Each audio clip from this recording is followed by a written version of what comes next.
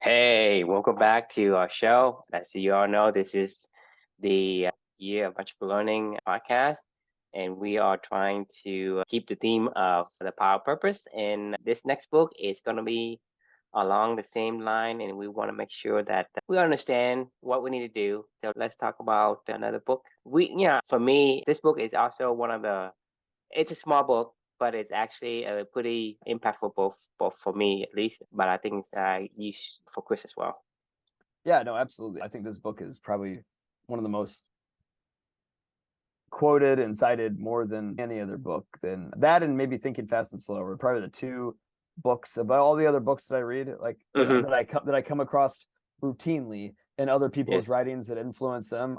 Those have got to be the two most influential books that I've seen, and then Seven Habits maybe after that. But yeah, this book is probably number one, I would say, in terms of people that cite it in other works that you come across. So the book, we haven't even introduced the book. The book is A Man's Search for Meaning by Viktor Frankl. If you're not familiar with the story, the book is broken up into two parts. It's about Viktor Frankl's life as a concentration camp prisoner in World War II.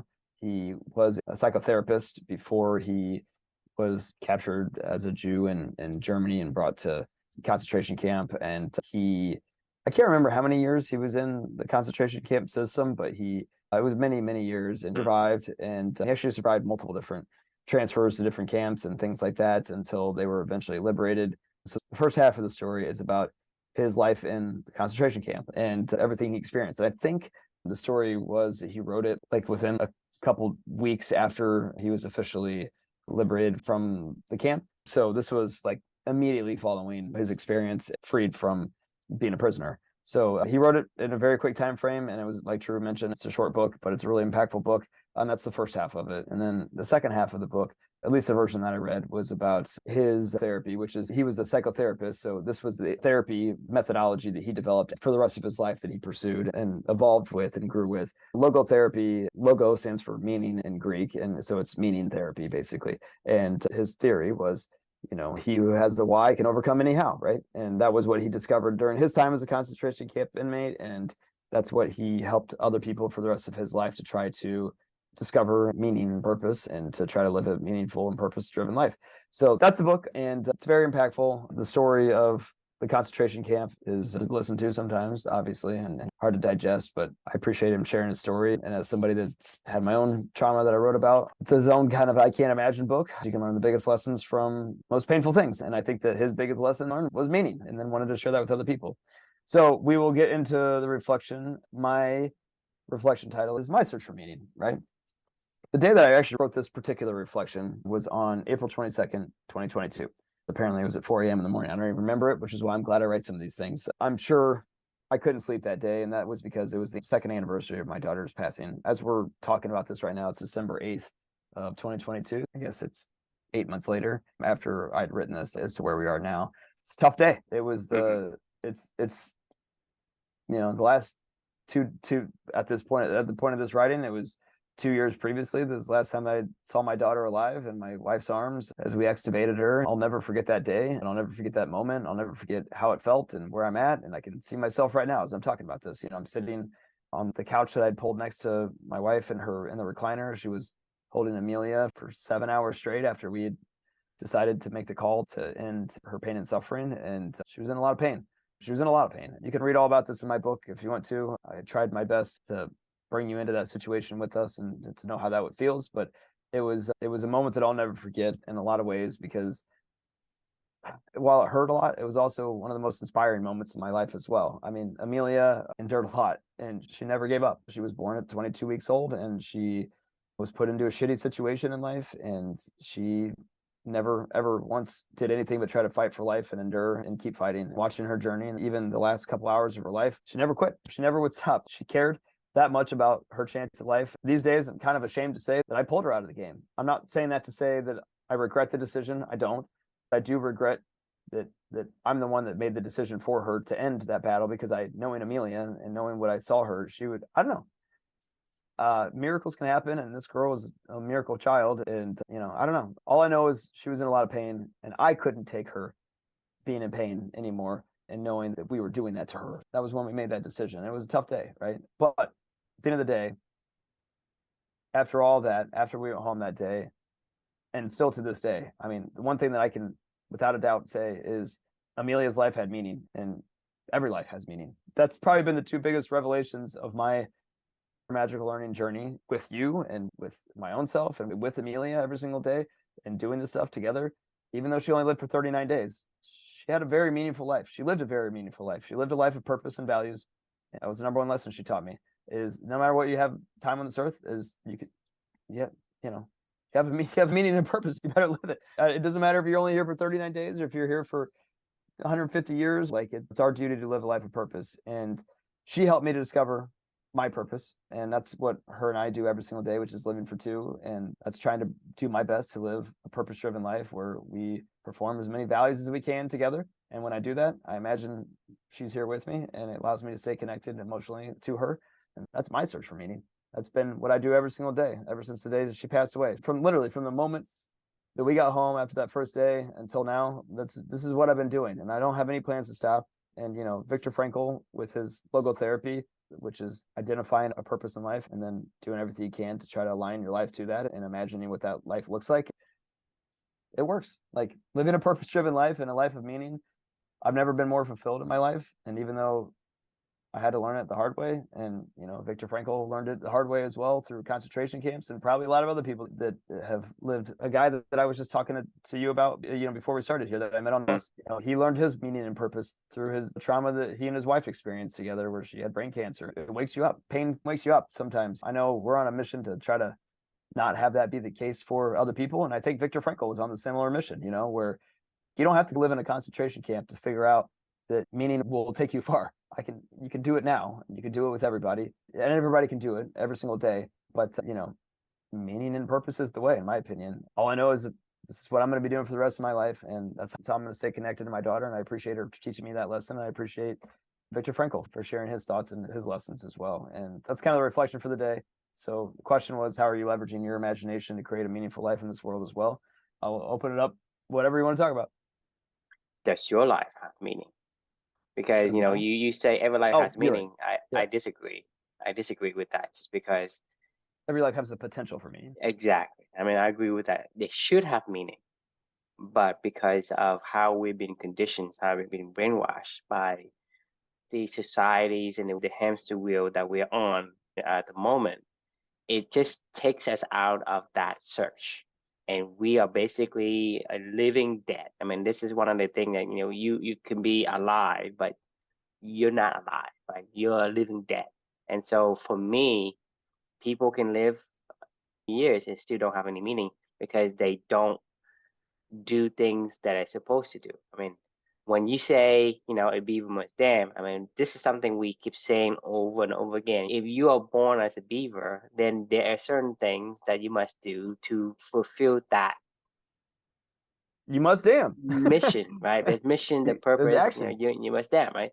This is who you are. You have to do it. And, you know, when I read the book, you know, I can't imagine your book, you know, it's not only that Amelia touches you and give you the guiding light to say, hey, you know, my life direction isn't going in the direction that is supposed to be me. It does it for me as well, because, you know, I can, even though she have a short life, but her life and her meaning endures in your actions and in my actions. Yeah. Because, you know, I continue to follow the same path in terms of figuring out what it is that I'm supposed to do. Who am I? Am I a beaver? Am I a fox? Am I whatever? So, and then once I found who I am, then I can do the things that is aligned with who I'm supposed to be. Manifest my destiny. It's manifest destiny, right? Yeah. I don't know if this, because a lot of times it's hard to describe because these words have been used to refer to other things. So a lot of times, you know, I don't want to use a word, but I can't find a better word. But it's manifest destiny. Calling whatever you want to label it. It is, if you're a beaver, you're supposed to be damming. There's no other ways you can make yourself meaningful, because your part in the ecosystem is so important that without your part, the ecosystem won't exist and it will break, and it will make suffering for the trickle down effect down the line. The meaningful relationship comes to play when you have your meaning, when you have your purpose. Because Right. if you don't, then you're basically doing the exact same thing everybody else does, but at the same time, there is no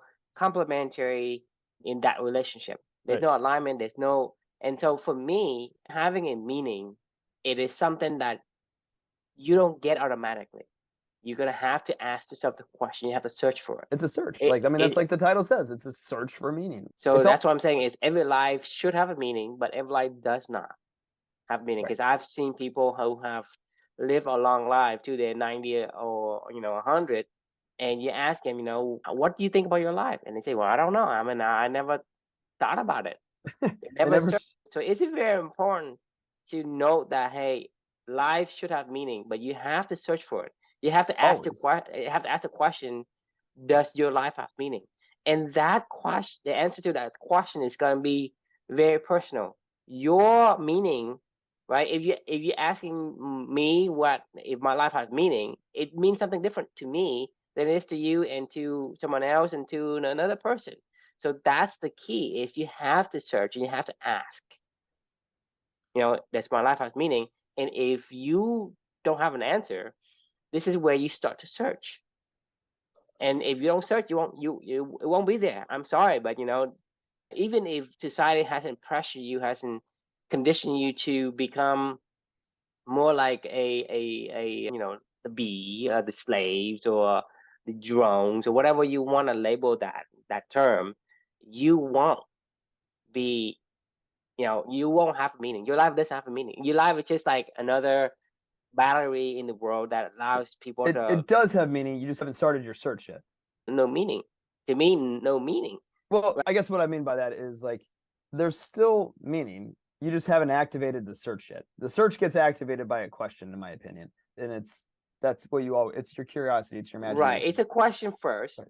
and Right. then you find the answers, and this Right. is where it has meaning. Meaning is very subjective. Meaning is an experience, It is. right? Yeah. I mean, yeah. It's an experience. So if It's your imagination. you could be, let's say you are beavering on accident, right? And you say, well, I stumbled on this thing and I feel good. And but the thing is, if you've been conditioned by society, you don't even enjoy the experience of what you have. It's like, you're talking about the guy, like let's say we're talking about the alchemist, right? We go back to the first book we have ever read together. The alchemist, like, where's the treasure? Where is the fucking treasure? The treasure is in his backyard. But he never experienced that, hey, I have the treasure until he went through the search. The thing is, a lot of people have lived a good life. Like just like, let's say, for example, your life and my life, right? If you ask people in another world, another country, man, we basically are living like kings, and we complain all the time because we never realize we are in a good spot. I can be in a small fishing village in Mexico, and I complain about nothing happens, right? And that's the thing is, if you don't realize what you want, then there's no experience because you are not present at that moment. Right. Your mind is elsewhere. Your mind's in the future, in another fictitious place. So it is very important to ask the questions, to get the answers, and to experience. Like I say, you could be in the right place, but your mind is elsewhere. You would never have the experience. You would never have a meaning. The meaning is your experience. It's what you remember. It's what you think is it's meaningful. It is all up to you. It's not up to universal rules or standards. Right. It's your imagination. I mean, it's literally that's why I wrote in there. Like, that's what logotherapy was. Viktor Frankl asked people, imagine the life that you want to live. Like one of the activities he would have people do is like lay down on the couch and pretend like you're 90 years old and you're writing your own eulogy. Like, what do you want somebody to say about you? Write your own eulogy. And you would say like, well, Chris did this and Chris did that. And Chris, like, I'm really proud to know Chris for this, blah, blah, blah, blah, blah. And then you ask yourself, are you living that life? And you're like, no, maybe you should start there, and figure it out. But it's imagining where you want to be. So for me, I imagine that I someday will meet my daughter again. How are you by when you meet her, right? Say Exactly. did Yeah. did you do the things that What she hey, taught me. my daughter is going to say, hey, that's my dad, right? Yeah. versus saying, I don't know, I've done some things I'm not proud of. Right. And that's the meaning. That's the purpose, though. So, like, once you have that vision in your head, then every day, then it's just action. Then, like, you can't have meaning. Meaning is an idea. Meaning is an Right. experience because Yes, it is an outcome of action, in my opinion. It is a byproduct of what you do. it's how you feel. Yes. It's how you feel what you do, because like I can climb a mountain and say, hey, it's meaningful. Or somebody else can climb a mountain and say, hey, it's useless. Yeah. Right? Why the hell did I just climb Mount Everest? It was awful. Like, it was brutal. I don't have it. I didn't have any thought about it. It was awful. Why did I do that? That was a waste of my time, my money, my resources, my whatever. On your deathbed, right? You ask yourself, what regret do I have? So people say, hey, I didn't do this, or I didn't get to do. So these are all subjective, because whatever that person wants to do, it all is based on his value and his alignment with that particular value. Because you can say, well, I wish I speak up more. And a lot of people say, I wish I would listen more. And these are completely opposite, but each person has their own value. And the experience they get to make, that determines whether or not they feel their life has meaning. Right. The meaning to each individual person is completely different. But at the same time, it's going to be unique. That means no one in society can tell you, hey, you should do this, do that, because not everybody's going to be identical. No one's identical. So how can you have something that say, hey, you all should embrace this core value, embrace that core values, and have a life without regrets or with minimal regrets? You can't, because you are living as someone else. You're living as another person's characteristics. You're taking their actions. Hey, I go to work, I buy a house, I raise family, I pass on, whatever I need to pass on, whatever. That is not you. And, that doesn't fulfill you as an individual. Those are milestones. Like, those aren't what you do every day. Even for milestone, what does it mean to have milestone? That's what I'm saying. Meaning is about what you do every day. About what you feel, what you did. It's not about what you. It's not about like, hey, I have done, I have climbed 1,000 mountains, or I have run 1,000 miles. For me, it doesn't mean I don't give a shit about that, right? But some people really do, and that makes them feel good. For me, it's different. A lot of people are more ambitious. They look at Elon Musk, right? I don't want to be Elon Musk, but doesn't mean that Elon Musk is bad. Elon Musk is good, because he does what he does. Because that drives him. He needs to be ambitious, because that's who he is. Right. For me, I want to be like the Mexican fisherman, fish little, play little, go hang out, be at peace. Elon Musk can't do what I do.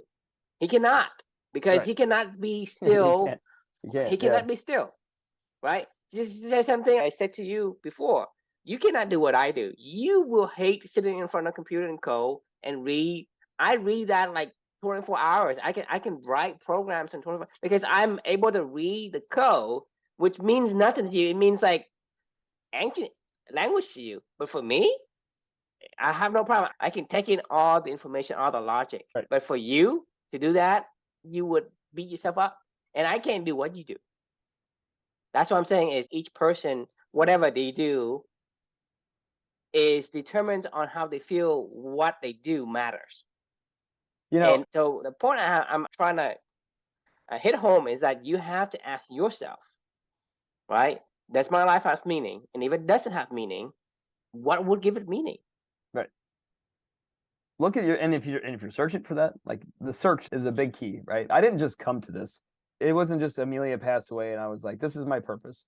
That wasn't what happened. It was a very long search, and the search is still ongoing. The search never ends, to be honest with you. The search is forever.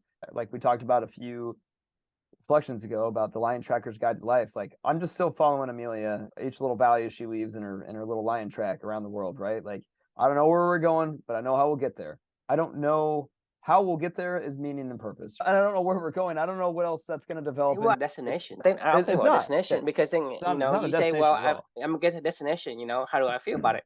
Yeah, not much, but it's the journey. The thing is, you have to understand that, because I think we've been conditioned for so many years and so long that everything's about getting to a point of some goal, ending. Yeah.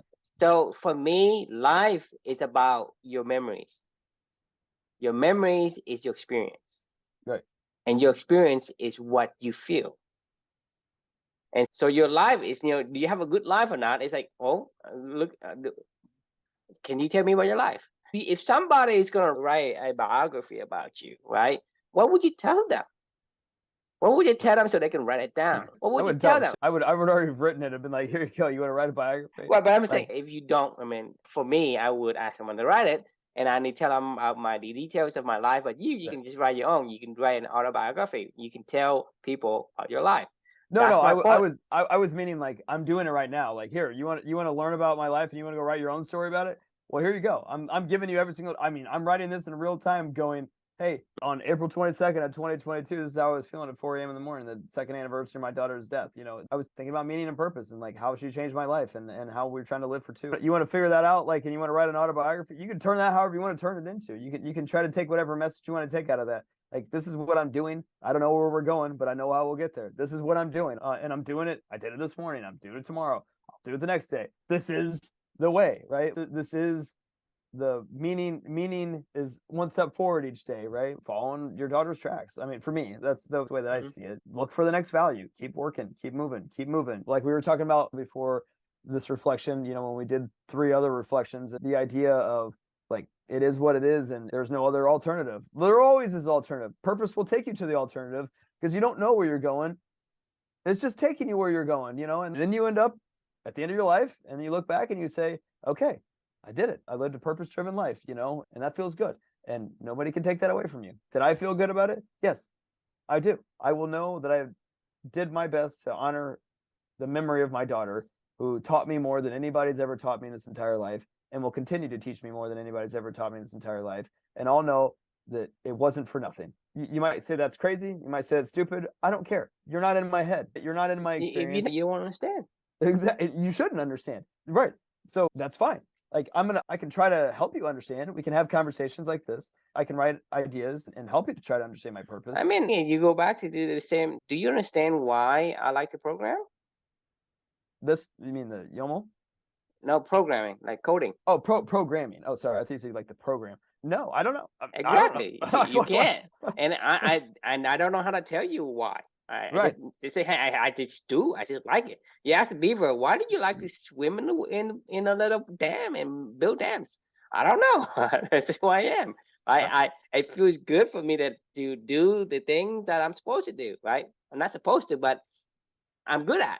Because I have a waterproof pelt and I have some kind of big tooth body ratio of bones to per whatever it is, right?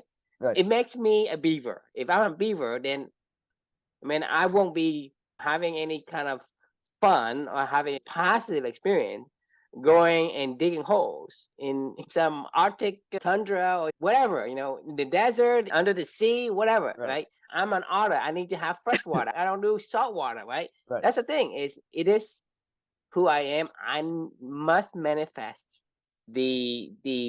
must express the combinations of DNAs and atoms that make up who I am. I must express it. A writer must write, a painter must paint, right? A beaver must dance. Yeah, that's just, that's as simple as I can put it. And if you do that, right, and if that's what you do, your experience for that particular things and effort that you do is positive. And the collections of positive experiences made up your life. And these experiences aligned with who you are, it becomes meaningful. Right. Because if you ask, let's say you ask a monkey to be building dams all day long, well, he can have a miserable existence. But he does the same fucking thing that the beaver does. Sometimes I always think of the stuff that I've written in the future that we haven't talked about. That's why I was laughing in my head. I was like, I wanted to say something. I was like, well, we'll get to this in the future. But you know what? I don't care. We'll get to it now and we'll talk about it again in the future.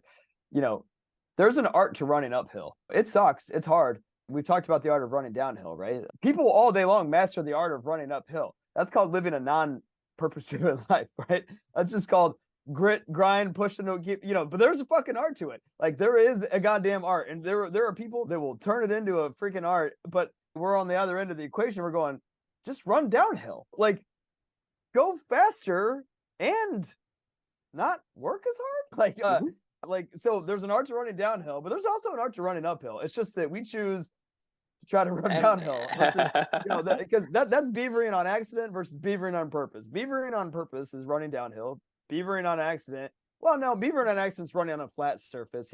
Not beavering at all is running uphill and just going, I got to do this. Beaver trying to be a wolf. Right. I got a wolf Right? today. And you're like, why are you wolfing, man? Well, because that's what we do. Beaver climb out some peaks in the forest and try to howl the moon. I mean, it's so difficult for the beaver to do that. I mean, and then he has to fight off all these aggressions from the brothers and the, whatever enemies the wolf has, right? It's just hard. And how do you defend your little paw because, you're in somebody else's territory? But God damn it, he can do it if he wanted to. He's gonna have a little beaver manager. 10 times the effort. Well, right. That's the art of running uphill. Like, he'll have a little beaver manager that's like, you can do it. Like, let's go train. Like, and he'll get fired a few times because he'll be like, you're just not that good at it. And he's like, damn it, I can try harder. I can do better. And he'll go train some more. And his next beaver manager will be like, I mean, he can do, but his 10 times effort will result in a mediocre result at best. He would be like the runt of the wolf pack, even after he put in 10 times effort of a wolf. But damn it, he did it. I call that stupid. It is stupid. That's my point. The art of running uphill is stupid. Like, when there's an art to it, like, that damn beaver can write a book about, guys, when you hit walls and you got to keep pushing because I don't know why, but you do. That's what grind is. That's what, do the things you hate the most first. That's what eat the frog is. That's what, that's it. We talk about these things all the time. Like, we have fucking mastered the art of running uphill. Like, I mean, our society is damn good at running up a hill. I mean, like, we will do anything for no reason at all and just keep doing it. But can you imagine if we were all just running downstream? Man, that's way better life, at least in my opinion. If you ask me to be Chris, I can't do it. It would be. I don't want to be you. I mean, the thing is, for me to be in some, sales meeting and training even once a week, I mean, that's just dreading for me. I mean, for you, you do it like, you think about it, right? It doesn't bother you as much, and you can use little effort to run through whatever obstacle that you have because you're nimble. And just imagine you're a wolf, right? There's trees and rocks, and you just jump on the whatever and you bounce up there, the hill, whatever. Parkour for you as a wolf is easy, but imagine me as a beaver trying to do what you do, right? Yeah, there's trees, there's obstacles that have to jump, and you have to jump through them. But for you, it's easy, right? But for me, it's like it's almost impossible. I mean, you think about it. So that's what I'm saying is for you to code. It's like, can you code? I'm sure you can, but you're gonna be like the beaver trying to parkour in the forest like wolf does. That's an image I can see, because you're just not made for it. You're so right. So, like, the past 2 days or 3 days, I've been at an offsite sales kickoff for excuse me. It's probably why I'm a little sick for the company that I work for. And yesterday I was meeting a lot of people from like our global team for the first time, because we don't get together a ton. We have a remote first culture. So one of these guys was from Scotland, and he's our VP of global accounts or something like that. He's relatively new to the business. He's from another continent, so I don't have any interaction with this guy, but we're both on the leadership team in general. So we met each other the first night. I heard his speech that he gave to the whole entire, team from the Americas on the next day. And then on Wednesday, I had a session that I was leading about sales automation for our sales directors and other people in my team and some of the other leadership people. He was in on the session. He was sitting in there, and I was going through this stuff. You know me, I'm a higher energy person, but I can be a low energy person when I'm not beavering uphill, when I'm not beavering on, when I'm doing the opposite of what I want to do. I could definitely be a low energy, like, oh God. I can definitely talk. I can definitely have meetings, but it just drains my energy more than it drains you. Energy when I do these things, like, so I'm giving this presentation, and I'm really, I love this stuff, and I love help teaching and coaching and develop. And like, this is why I took this job, because it's a part of my purpose and what stuff that I get to do with Amelia. Anyway, I'm passionate. I'm enthusiastic. I'm helping people. We're having a great dialogue. We're demoing this, this whole entire thing that I laid out. And this guy just stops me midway through, and he's like, what do you do? Where does this energy come from with you? And my boss goes, he doesn't even drink caffeine. And I'm like, what? I mean, guys, like, this is what happens when you beaver on purpose, right? I like what I do. I like what I'm doing, and I like when I'm doing it. It's easy. It's effortless for me. I enjoy it. I can talk about it eloquently. I can make it engaging for you because it's engaging for me, But if you ask me to go present on computer programming, I would be like up there going, I don't know where to begin, but like it would be the most dry presentation. I would try to be memorizing every single thing that I was talking about, going, you do this and then you try to do this, and it's like, wah, wah. I don't know. It would just be so overwhelming. I would be stressed out. I'd be panicked. I'd be like, I don't even really like this. Why am I even doing this? I just put in all this fucking time to go Yeah, you learn won't this stupid survive. You thing. won't survive But long. I mean, right, you think about like an eagle, right? An eagle is born to fly. That's what an eagle is, right? Take an eagle, put it in the zoo, put it in the cage. What happens to the eagle? He won't survive. no, He just won't survive. Same thing with you. If you're not in your elements, you don't have the energy. no. I mean, to people who fly, they're like fucking scared of flying because that's not who they are. You throw a mouse into the air, like whee! But an eagle, right? When he flies, right? He feels like he's free. He feels the best, and he can fly all day, all night. I mean, you see birds, right? You put in a Right. cage. What happens to birds, right? That's what I'm saying. If you're in your element because it's who you are, then the energy just comes. Right. I mean, like I said, we could get really good at running uphill, but why? Like, I could spend all day long trying to learn how to present to a team full of tech people. Like, but why? Like, I could. Say, I'm gonna build my own website I don't want to. because it's gonna give you a very, very negative experience. I hate And it. when you are on your deathbed, I spent 20 years trying to code. It's And like whoever I have wasted 20 years. Damn it, I'm pissed at myself. that's Versus that I get to talk a lot of people. I have influenced a lot of people. I have made a lot of impact. Oh, my life is great. when On the people see opposite, you have I'm like, energy, when yeah, people I see mean, that you're energetic, it's infectious. It is maximizing your time. You could live 39 days like Amelia and live a very purpose-driven life where you inspire people with your energy and how you go about your day. And every single day of your life that you exist on this earth, and every single minute of every single one of those days. Or you could spend 100 years on this earth and do nothing that you want. You never shine best. I will never forget Amelia. When I say that she lived her purpose every single day, I saw it. I saw the energy, and that gave me energy, and it still gives me energy every single day thinking about that, which is why I have energy doing what I want to do. It's everybody running downhill together, right? Like, if you spend your whole life running uphill, people might say they it's a respect that. miserable existence. That's why I'm saying, a lot of people say, life it's pain and suffering. And in a lot of countries, life's just Right. pain. Like completely like life. I mean, that's why you have I mean, in the Eastern world, you have Buddhism.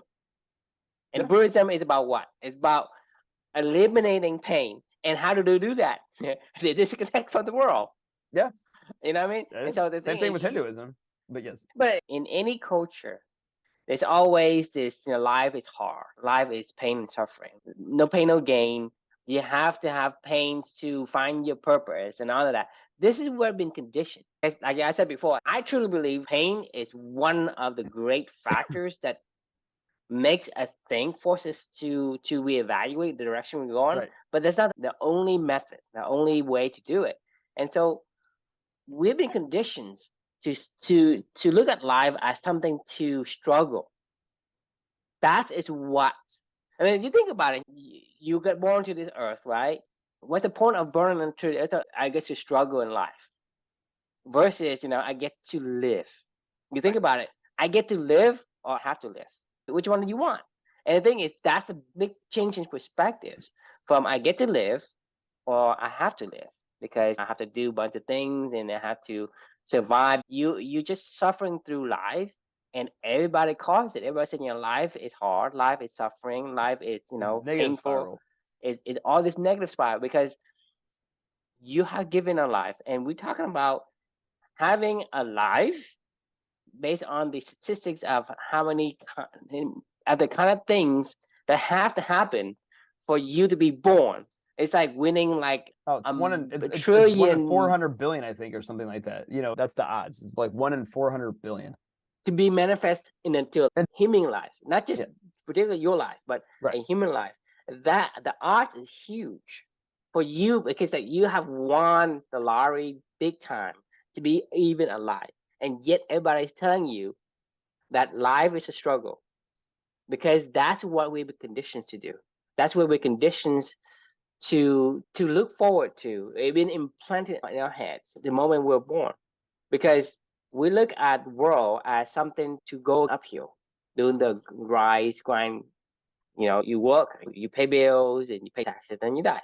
I mean, what are people looking at life toward? And then people say, your life is to have fun, and then I'll go smoke a bunch of cigarettes and then go drink a bunch of alcohol. I go have sex with everybody who is willing to give me, whatever. And the thing is, what's the point? I suppose if that's your purpose, I'd respect that. But I doubt that's the purpose, though. I mean, if I guess there could be somebody out there that's like, my purpose is to do everything that I want to do whenever I want to do it for whatever reason. I don't know why. So as long as it's on purpose, in my opinion, I'm cool with whatever. But yeah, no, I agree with you. My point is, it's not your purpose. You need to eat. Isn't your purpose. Like, let's say you eat something. Let's say you eat pizza. It tastes good and it feels good for the first time. Let's say you eat that 100 times, 1,000 times. After that, you're gonna puke when you eat that pizza. Not if you love it. I guarantee you can find me somebody every day, and I love eggs. I mean, if you maybe eat it every meal, all day, every day. No, that's all you eat. Let's say that's all you eat. Well, that's all that I eat. Then even that is too much. My point is, once you satisfy the bodily urge, then that's not sustainable because you can't eat the same thing every single day. Right. Actually, to that point though, like I don't think you can have too much purpose and meaning too. I mean, in my opinion, like I think it's all about balance. Yeah, I mean, I think the purpose is built in there because it doesn't matter who you are. You have to manifest your DNA. You express your characteristic. If you don't express it. But even a beaver can't dam all day. I mean, they shouldn't. They can, but they shouldn't. But the thing is, that's not the point. The purpose isn't to build dams all day long. Right. The purpose of beaver is to build a dam so they can swim. The purpose is swim. It's not the dam. No. I think they like to just dam.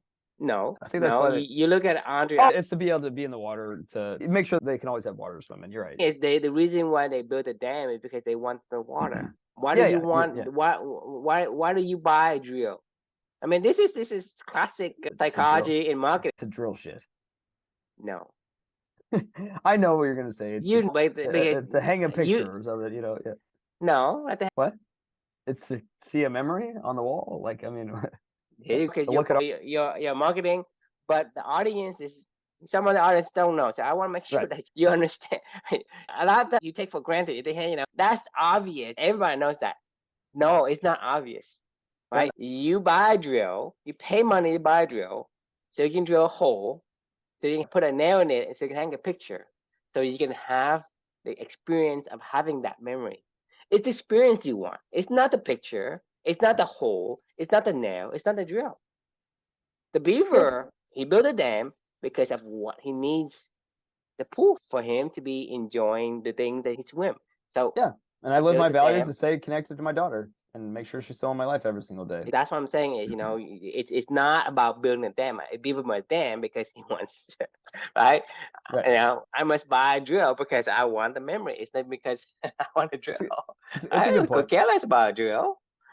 That's a good point, honestly. I like that almost as a wrap-up point. As we've been talking about this, I get these James Clear, the Atomic Habits writer, I get his email list like 321 Thursday. I just got it today. Look for situations where the energy is already flowing downhill. Invest in relationships where there's already mutual respect.